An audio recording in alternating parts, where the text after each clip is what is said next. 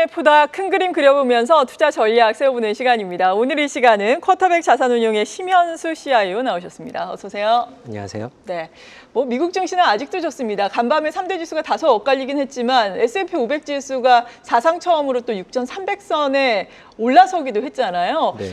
그런데 이렇게 고점에 올라서다 보니까 상승 탄력 면에서는 좀 줄어들고 있는 게 사실이거든요. 네. 이럴 때 좀 차익 실현을 하면서 가야 할지 혹은 물량을 더 실어야 할지 많은 분들이 고민이 있으실 것 같은데 어떤 의견 주시겠어요?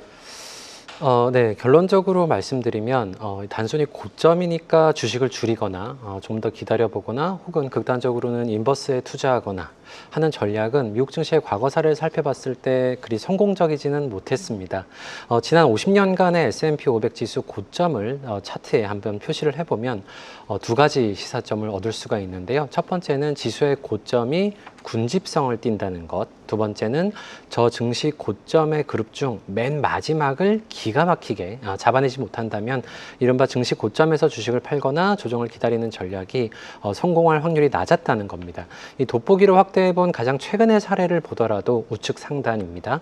2월 고점에서 주식을 팔고 4월 저점에서 다시 사는 것이 얼마나 확률적으로 어려웠을지를 다시 생각해 보게 됩니다. 그렇죠. 누가 이렇게 머리 꼭대기에서 팔 수 있는 능력이 얼마나 되겠습니까? 이건 예단을 할 수가 없는 영역이기 때문에 그러니까 섣불리 고점이 왔다라고 예단을 하면서 차익 실현하기보다는 이렇게 상승 추세가 유지가 된다면 조금 더 들고 가는 전략이 필요하다라는 말씀이신 건가요?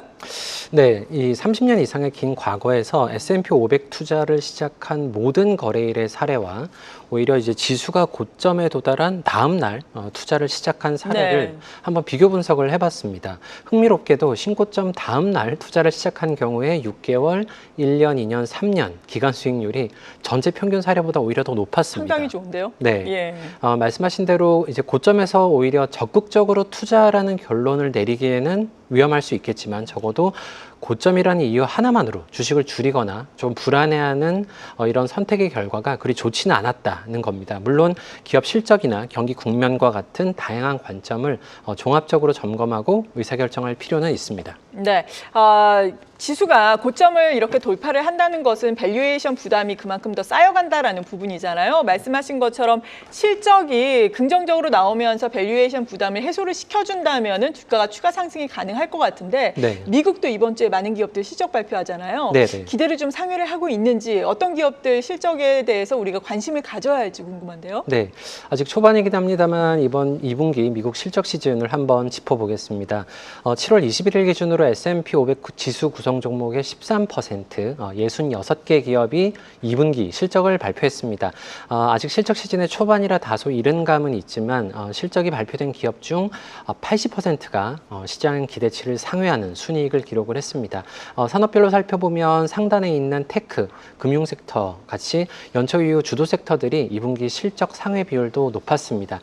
또 하나 주목할 만한 점은 전 세계에서 매출이 발생하는 대형 기술주들은 최근에 달러 약세가 오히려 실적에 긍정적인 영향을 미칠 수 있다. 이런 분석이 나오고 있는 상황입니다. 네, 그러니까 고점에서는 실적을 함께 살펴봐야 하고 오히려 사상 최고치를 경신한 다음 날 투자를 했을 때 계속해서 투자하는 것과 수익률 비교를 해봤을 때 상당히 좋았다라는 부분을 앞서서 확인을 해봤는데 그렇다면 실적까지 확인을 해본다면은 어떻게 그 다음에는 투자 전략을 짜야 되는 건가요?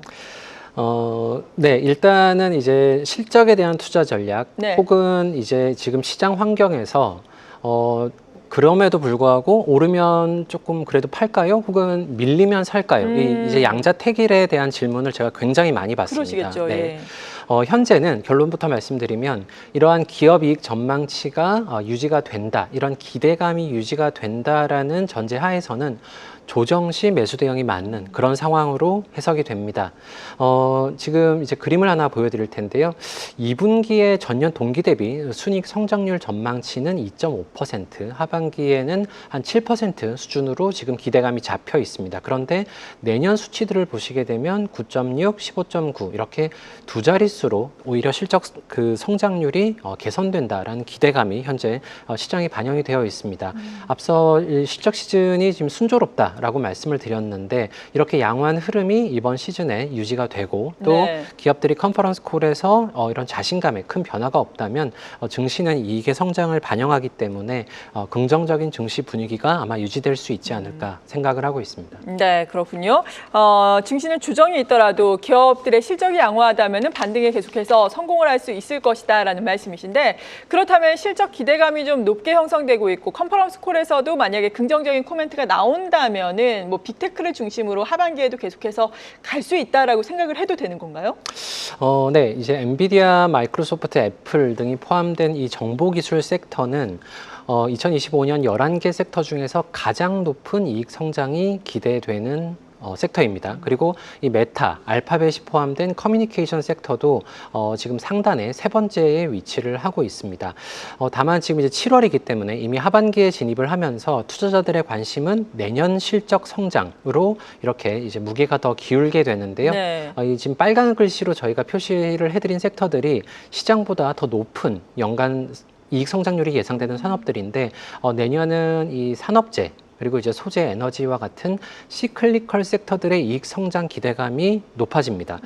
만약 미국 경기가 주춤하지 않고 확장 기조가 이어진다면 이러한 경기 민감 섹터가 기존의 테크, 주도주들과의 괴리를 좀 좁힐 가능성이 있습니다. 물론 AI를 포함한 혁신 산업은 메가 트렌드이기 때문에 이러한 주도주를 잘 투자를 유지를 하시되 경기 민감주의 균형을 또 순차적으로 맞추어 나가는 이런 전략도 유효하지 않을까 생각됩니다. 네. 그런데 간밤에 GM의 실적에서도 이 관세의 영향이 순이익 측면에서 악영향을 미치는 것을 우리가 확인을 해봤잖아요. 네네. 실적 시즌에서 뭐 이 같은 변수라든지 우리가 주의 깊게 살펴볼 만한 유의 사안들은 어떤 것들이 있을까요? 네, 현재 시장에 가장 촉각을 기울이고 있는 위험 요인은 바로 이 관세 정책으로 인한 물가 상승, 소비 위축, 그리고 이제 그로 파생되는 경기 둔화 가능성입니다. 이 금리 파생 시장에서 기대하는 미국의 기대 인플레이션은 인플레이션 스왑 금리로 저희가 관측을 할 수가 있는데요. 이 개념 자체는 복잡하지만 1년 인플레이션 스왑 금리는 시장이 바라보는 향후 1년간의 인플레이션 기대감으로 해석을 하셔도 무방을 합니다. 이 인플레이션 기대가 7월 들어서 다시 지난 4월 수준 혹은 2년, 3년 스왑 금리는 지난 4월보다 더 높은 수준으로 지금 상승을 했습니다. 오늘 아침 일본, 필리핀, 인도네시아 같은 관세율이 네. 결정됐다는 뉴스가 나온 것처럼 주요 무역 상대국과의 관세 협정이 속속 체결되고 있기 때문에 현재로서는 물가 상승의 공포가 실물 경기 위축으로 전이되는지 이 여부를 계속 주시할 필요가 있겠습니다. 네, 일본 같은 경우에는 지금 나가듯이 상호 관세 15% 부과를 하기로 했다. 그리고 자동차 관세도 뭐 15% 결국에는 뭐 앞선 2.5% 관세 합친다면 15% 합의가 되면서 지금 일제히 상당히 분위기가 좋은 상황이잖아요. 네. 우리나라도 한 15% 정도에서 합의가 된다면은 긍정적인 분위기가 연출될 것으로 보세요. 네, 오늘 아침 니케이 시장 상황이 꽤나 좀 주목할 만한 포인트라고 생각이 되는데 일단 지수가 2% 가까이 상승을 하고 도요타 같은 이제 관세의 직격을 받을 것으로 예상이 됐던 자동차 섹터가 지금 도요타가 10% 가까이 주가가 그렇죠. 네. 상승을 하고 있습니다. 말하자면 그러면 기존에 이제 25% 혹은 그 이상을 기대했던 우려보다는 낫지 않나라는 이런 투자자들의 안도감이 주가로 반영되고 있다라고 생각이 되는데 말하자면 이제 일본의 15% 관세율은 우리나라가 앞으로 받게 될 성적표에도 어떤 기준선이 되지 않을까라고 생각이 됩니다. 결국은 이 15% 수준으로 만일 나온다, 이제 결정이 된다라고 한다면 아마도 일본이 오늘 아침에 일본 증시가 경험하고 있는 이런 반응과 유사한 흐름으로 갈 가능성도 있겠다라고 생각이 됩니다. 네, 어느 정도 바로미터가 될 수 있을 것 같습니다. 네. 앞으로도 우리나라의 또 2+2 통상 협의가 또 25일부터 시작된다고 하니까 이러한 부분들 저희와 함께 확인해 보시면 좋을 것 같습니다. 그리고 삼성 자산운용과 쿼터백이 협업한 퇴직연금 상품 수익률이 상당히 좋았다고 들었는데 뭐 어떤 점들이 있어서 좋았는지 혹은 우리에게 주는 시사점은 어떤 것들이 있는지 궁금하네요. 네. 이제 연초 이후 코스피 지수가 30% 이상 급등한 가운데 이 퇴직연금 IRP에서도 적극적인 국내 주식 전략이 필요하다. 이런 관심이 굉장히 커지고 있습니다. 참고 삼아 이제 저희가 올해 가장 의미 있게 배분된 섹터들은 증권업, 그리고 건설업종이었는데요. 네. 지수가 32% 정도 상승하는 가운데 증권업종은 90% 그리고 이제 건설업종은 70% 가까이 상승을 했기 때문에 이렇게 국내 투자에서도 여전히 이 섹터 선택의 중요성이 매우 높다라고 저희가 알 수 있습니다. 또한 시장이 흔들렸던 저희가 이제 그림을 하나 보여드릴 텐데 네. 시장이 흔들렸던 3, 4월에 저희가 변동성이 낮은 이런 저변동성 주식으로 포트폴리오의 위험을 좀 관리했던 것도 어떤 성과에 좀 긍정적으로 기여를 하지 않았나 생각이 됩니다. 그러면 이제 앞으로는 좀 어떻게 될 거냐 네. 이런 의견들이 가장 궁금하실 텐데 현재 7월에는 저희가 이제 전략적으로 선택한 그 업종들은 삼성전자 비중이 높은 삼성그룹주, 그리고 이제 네이버, 카카오 등의 비중이 높은 소프트웨어, 세 번째로는 증권업종 등이 지금 선정이 됐습니다. 물론 이제 저희는 데이터와 모델을 기반으로 매월 최선의 대응은 무엇인가라는 관점에서 운용하는 전략을 취하고 있기 때문에 예를 들어서 하반기 타픽, 1년 동안 들고 갈 주식 이렇게 저희가 짚어드리기는 조금 어려울 수는 있겠습니다만은 어쨌든 시장 전체적으로 살펴봤을 때는 저는 이제 상법 개정, 이제 배당소득 분리과세, 그 다음에 이제 자사주 소각 의무화 같은 이제 이 세 가지 주제가 가장 국내 증시의 중요한 트리거들이다라고 생각이 됐는데 상법 같은 경우는 일단 이제 한 능선을 넘어섰고요. 그 다음에 이제 남은 두 가지 주제가 조금 더 구체화되는 이런 시점들에서 다시 계단식으로 어떤 국내 증시에 대한 관심이 커지는 이런 흐름이 앞으로 나타나지 않을까 생각이 됩니다. 네.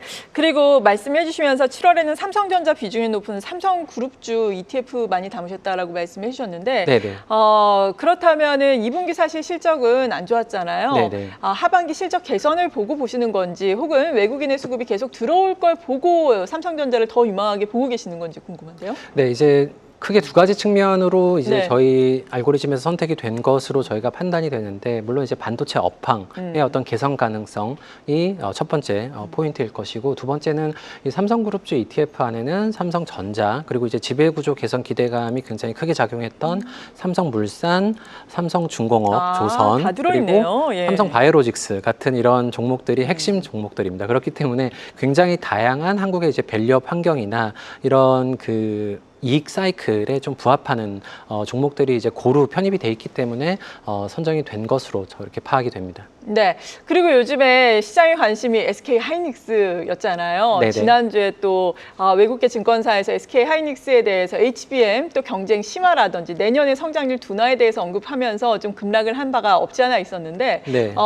삼성전자를 더 유망하게 보세요? SK 하이닉스를 더 유망하게 보시는지 궁금하네요. 이렇게 1대1 비교는 제가 보통 언급을 조금 자제하는 주제이기는 합니다만, 죄송합니다. 네, 그래도 이제 반도체 산업 관점에서의 어떤 긍정적인 신호 그리고 이제 워낙 삼성전자가 SK 하이닉스보다 조금 이제 경쟁력이 어떤 약화됐다라는 걱정이라든지 이런 우려감 때문에 상대적으로 굉장히 부진했었던 구간이 좀 지나갔죠. 네. 그리고 지금은 다시 조금 그 갭을 메우는 이런 구간이 지금 이제 아마 시작이 된 것 같은데 현재는 그런 상황에 조금 더 주목하실 필요가 있다라고 생각이 됩니다. 네, 시장에 이렇게 숲을 보면서 자세한 투자 전략까지 들어봤습니다. 쿼터백 자산운용의 심현수 CIO였습니다. 감사합니다. 감사합니다. 계속해서 다양한 경제 이슈를 알고 싶다면 구독과 좋아요, 알림 설정 부탁드립니다. AI 캐스터 권미정이었습니다.